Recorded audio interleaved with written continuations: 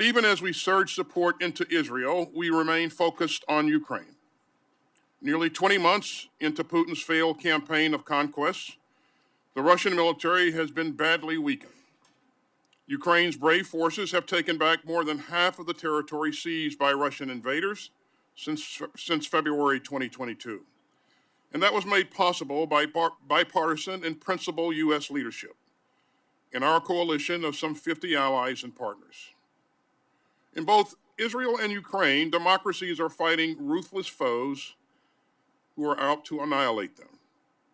We will not let Hamas or Putin win. Today's battles against aggression and terrorism will define global security for years to come.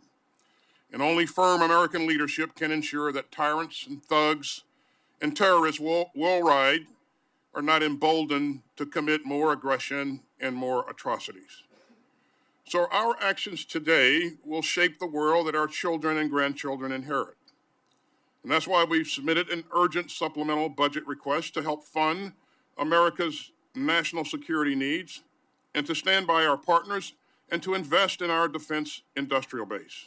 Some of my colleagues in the House and a few in the Senate are pushing to provide only the emergency military funding for Israel and not the rest of the President's request in this security supplemental. Secretary Blinken and Secretary Austin, I would like each of you to address this question. Why is it so important that we provide supplemental funding for Ukraine, the Indo-Pacific, and humanitarian assistance in addition to military aid to Israel? And Secretary Blinken, I'll begin with you. Thank you very much, Chair. I think it's very important to understand that the elements of this request work together as a package. As you know, the Defense Industrial Base operates in a complex way. It's an interdependent unit. Making these investments together allows us to do what's needed to strengthen the Defense Industrial Base and to seize the benefits and efficiencies that come from making these investments together rather than making them piecemeal. We also know, as you've heard, that increasingly Russia and Iran are working together to challenge our leadership, to hem us in globally, to pose a growing threat to our own security as well as to that of our allies and partners.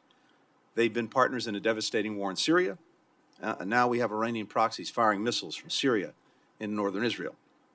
Russia could stop this, but it doesn't. Instead, to the contrary, its government is hosting Hamas for talks in Moscow. Iran is sending UAVs to Russia to attack Ukrainian civilians. So we're seeing the profound connections here. What happens in Ukraine, what happens in the Middle East also matters for the Indo-Pacific. Beyond Europe, we know that our allies, as well as our adversaries, as well as our competitors, are watching that conflict. They're watching our response. The global impacts of Russia's unprovoked war of aggression against Ukraine further stress the importance of ensuring that the Indo-Pacific does not learn the wrong lessons from these conflicts. So the funding request that we put before you is vital to securing a free and open Indo-Pacific in the face of mounting challenges in that region to threaten to undermine the international rules-based order, including things like freedom of navigation. In other words, to put it succinctly, for our adversaries, be they states or non-states, this is all one fight. And we have to respond in a way that recognizes that. If we start to peel off pieces of this package, they'll see that, they'll understand that we are playing whack-a-mole while they cooperate increasingly and pose an ever greater threat to our security as well as to that of allies and partners. And one final thing.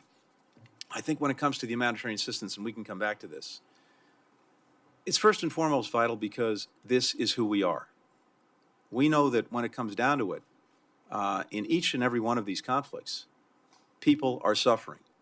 Men, women, and children. Parents, brothers, sisters, aunts, uncles, grandparents. And I think it's profoundly who we are to want to do everything we can to assist them, to try to lift some of the horrific burden that they're bearing from being caught in the midst of conflict. At the same time, it's vitally important as a strategic proposition that we provide the assistance that we can to help people in need. We've seen Hamas and other groups play the siren song of nihilism to try to attract people to their perverted cause. we want to make sure that we have a better response, that we have a better answer across the board. That's part of the strategic proposition, as well as one that's profoundly humanitarian. Thank you. Secretary Austin. Thanks, Chair Murray. I think it's important to remind ourselves that what happens in Ukraine and what happens in Israel matters not to just Ukraine and Israel. It matters to us. It affects our national security as well. And we also have to remind ourselves that these countries are in a fight. They're fighting every day, and there are people dying every day.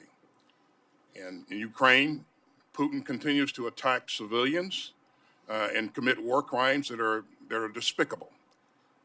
And so these countries urgently need the resources to ensure that they can continue to defend their sovereign territory.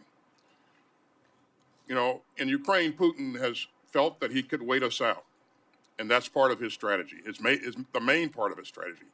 He feels that the West will get tired of supporting Ukraine, and he'll soon have his way.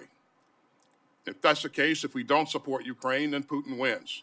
But Putin will not stop in Ukraine. We know that. We all know that. And so I think it's important to do what's necessary to support Ukraine and Israel and to help them defend their sovereign territory. But as the Secretary said, as Secretary Blinken said, this is also an investment in our defense industrial base. It helps us replenish our stockpiles and gives us additional depth and agility that helps us do what we have done over the years, over the centuries, over the decades, around the world. And so I think this is very important that we provide the support, and it's important that we provide the support now in both cases.